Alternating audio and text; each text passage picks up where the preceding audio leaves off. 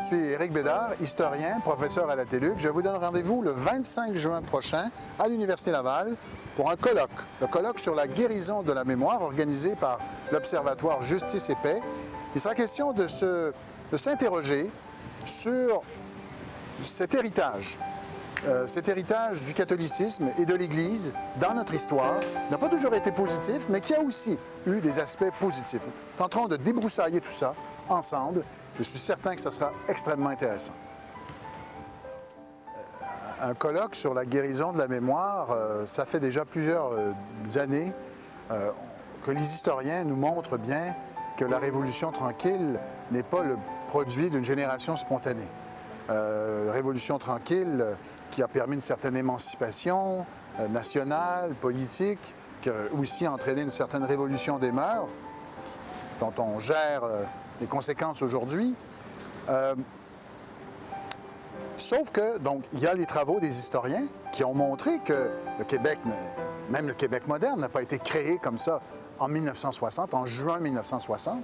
Il y a un sociologue qui disait qu'on serait le premier peuple à être rentré dans la modernité en Chevrolet. C'est un processus beaucoup plus long, beaucoup plus profond. Mais dans la mémoire collective, on a l'impression que ces écrits, ces travaux ne passent pas. Dans la mémoire collective, on a l'impression que pour un grand nombre de Québécois, tout commence en 1960, que tout ce qui était avant, c'était une sorte de Moyen-Âge, de grande noirceur, hein, le mot est encore très important. Et cette grande noirceur, on l'associe à quoi? Eh bien, on l'associe dans un cas à Maurice Duplessis, à l'Union nationale, au patronage, mais on l'associe aussi beaucoup à un obscurantisme religieux. Comme si nous reproduisions au Québec un peu ce schéma des révolutionnaires français. Après 1789, la lumière.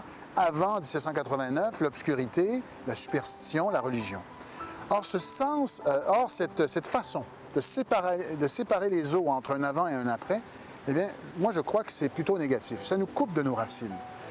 Ça nous coupe de nos racines comme Québécois, comme francophones d'Amérique. Et parmi ces racines, parmi cette histoire, parmi cet héritage que nous recevons, bien, il y a, oui, l'Église, il y a ce passé religieux qu'il faut mieux comprendre pour se réconcilier un peu avec nous-mêmes.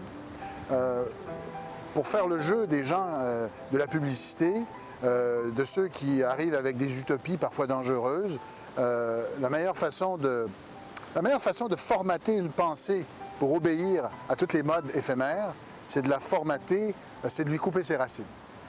Si on veut avoir des gens critiques, des gens qui savent qui ils sont, qui sont capables de juger du bien fondé d'une idée plutôt qu'une autre, bien, il faut que ce soit des gens qui connaissent mieux leur histoire, qui savent mieux qui ils sont, qui ont une perception plus claire de ce dont ils sont issus.